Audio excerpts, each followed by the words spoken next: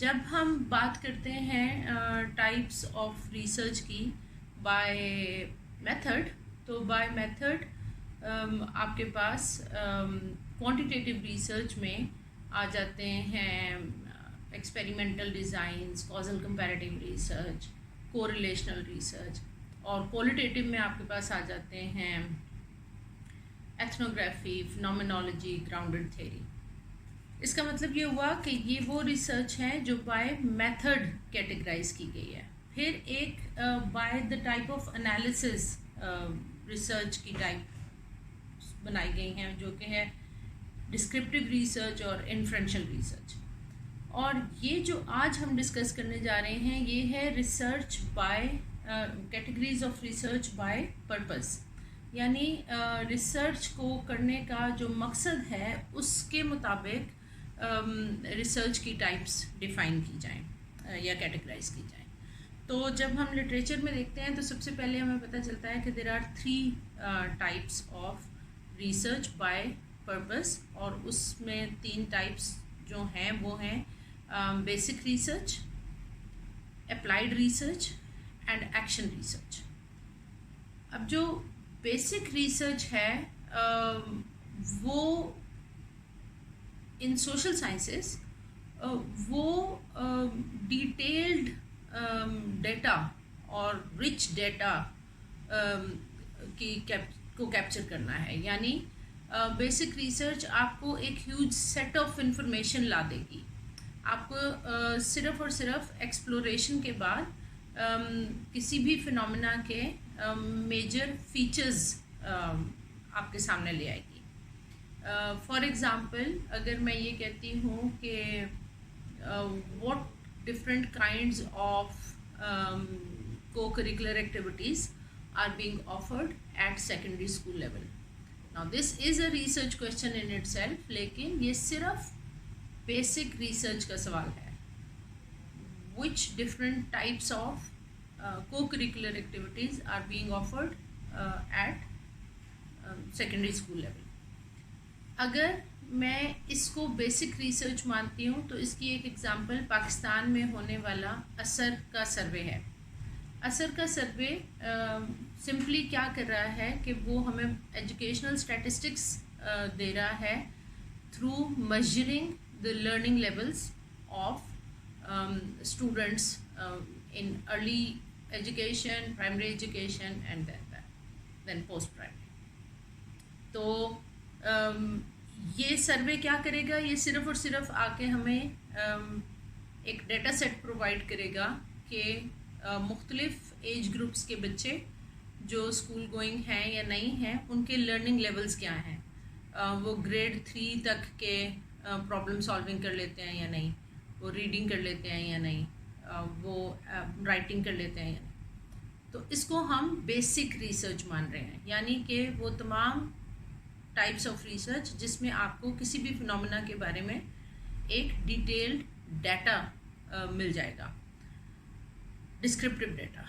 And then comes the applied research. Applied research क्या करती है कि अभी तक की बेसिक रिसर्च की बुनियाद पे जो थ्योरेटिकल अजम्पशंस डेवलप की जा चुकी होती हैं, अप्लाइड रिसर्च उन थ्योरेटिकल अजम्पशंस को डेटा पर अप्लाई करके वैलिडेट करती है या वेरीफाई करती है। इसकी एग्जांपल इस तरह से हो सकती है कि हमने डिस्क्रिप्टिव रिसर्च की एग्जांपल ली कि हाउ मेनी टाइप्स या which types of co-curricular activities are being conducted at secondary schools. एक थ्योरेटिकल अजम्पशन हमारे सामने लिटरेचर से आती है कि ऑथर्स कहते हैं कि co-curricular activities help in developing in improving the academic achievement as well. अब ये एक theoretical assumption है। इस theoretical assumption को verify करने के लिए, इस theoretical assumption को validate करने के लिए हम applied research की तरफ जाएंगे। यानी हम 2 तरह का डाटा लेंगे, हम बच्चों के co-curricular activities का भी डाटा लेंगे और हम बच्चों की एकेडमिक अचीवमेंट का भी डाटा लेंगे और फिर उनको रिलेट करके देखेंगे। तो अप्लाइड रिसर्च में मोस्टली किसी ना किसी थ्योरेटिकल अजम्पशन को डेटा पर अप्लाई किया जा रहा है। अब तीसरी टाइप जो आज हमारा फोकस है वो है एक्शन रिसर्च। तो एक्शन रिसर्च प्रैक्टिशनर्स रिसर्च भी कहलाती है। क्यों? क्योंकि अगर आपको याद हो तो जब हम रिफ्लेक्टिव प्रैक्टिसेस के गिब्स साइकिल के या किसी भी और प्रोसेस के आखिर में पहुंचे थे तो वी सेड के we have alternate action plans. तो बेसिकली ये वहीं से इमर्ज होती है कि एक प्रैक्टिशनर ने अपनी प्रैक्टिस के दौरान एक प्रॉब्लम आइडेंटिफाई किया और उस प्रॉब्लम को सॉल्व करने के लिए रिसर्च की। तो ये एक्टिविटी से ही निकली हुई प्रॉब्लम है, प्रैक्टिसेस से आइडेंटिफाई हुई हुई प्रॉब्लम है, और एक एक्शन की सूरत में, एक इंटरवेंशन की सूरत में ये उस प्रॉब्लम को सॉल्व करने का एक अटेम्प्ट है।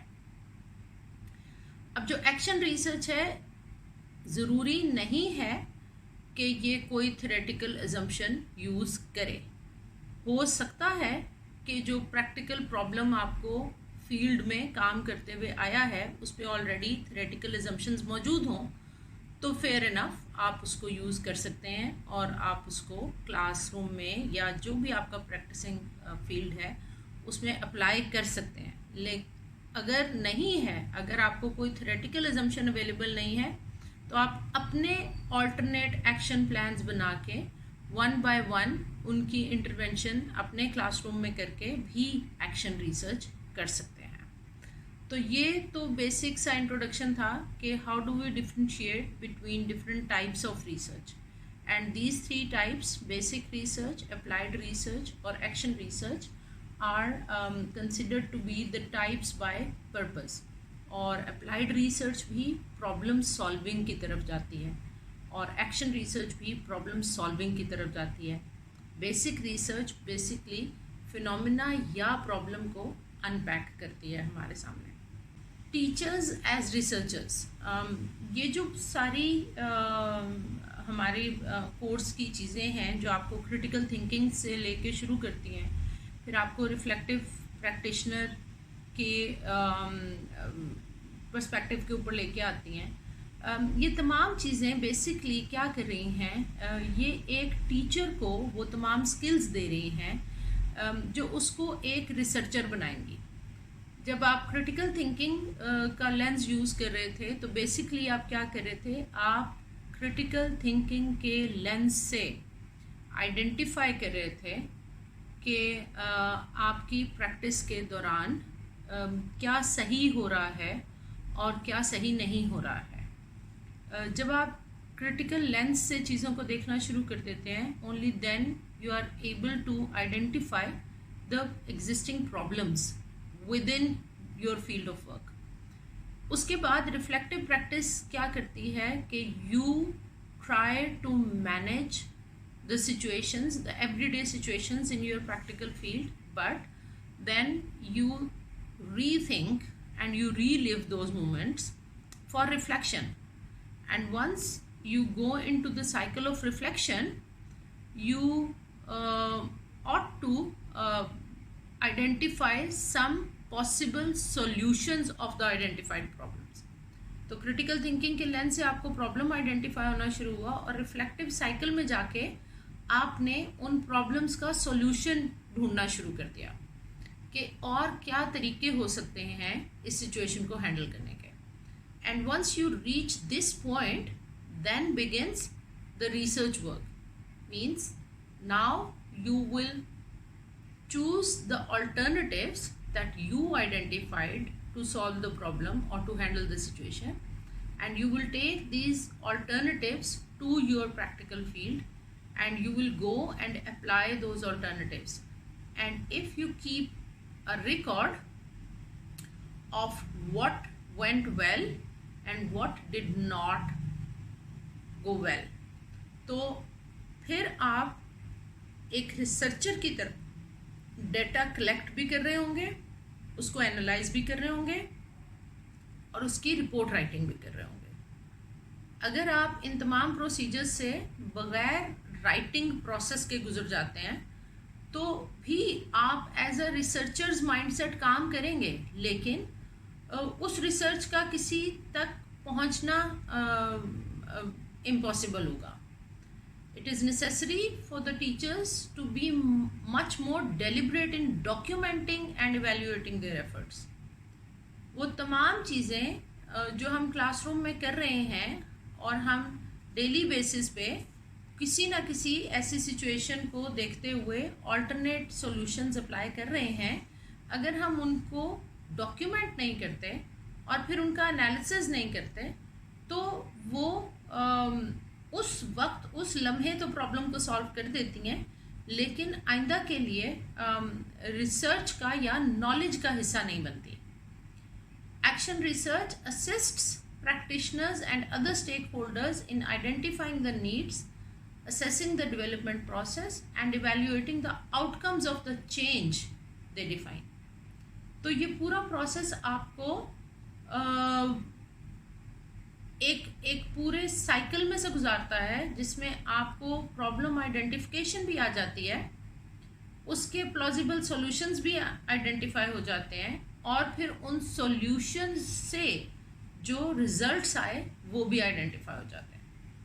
और इसमें जो सबसे इम्पॉर्टेंट चीज़ जो इंटरेस्टिंग है प्रैक्टिशनर्स रिसर्च में या एक्शन रिसर्च में वो है सेल्फ एवेल्यूएशन या सेल्फ अकाउंटेबिलिटी। उसमें आप खुद अपनी प्रैक्टिसेस को चेंज कर रहे हैं, आप खुद अपनी प्रैक्टिसेस को रीथिंक कर रहे हैं, उन पे रिफ्लेक्ट कर रहे हैं।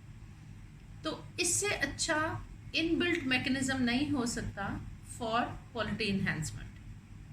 अपनी करियर के इस साल 25 इयर्स कंप्लीट कर रही हूँ मैं, और मेरा ये बड़ा स्ट्रॉन्ग बिलीफ रहा है कि जब आप किसी भी प्रोफेशन में नॉविस प्रैक्टिशनर हैं, आपने नया उस डिपार्टमेंट को, उस प्रोफेशन को ज्वाइन किया है, तो जो आपके अपने अर्ली इयर्स ऑफ जॉब हैं वो बड़ी डीप थिंकिंग में गुजरने चाहिए। वो एज अ रिफ्लेक्टिव प्रैक्टिशनर आपको ज़रूर काम करना चाहिए।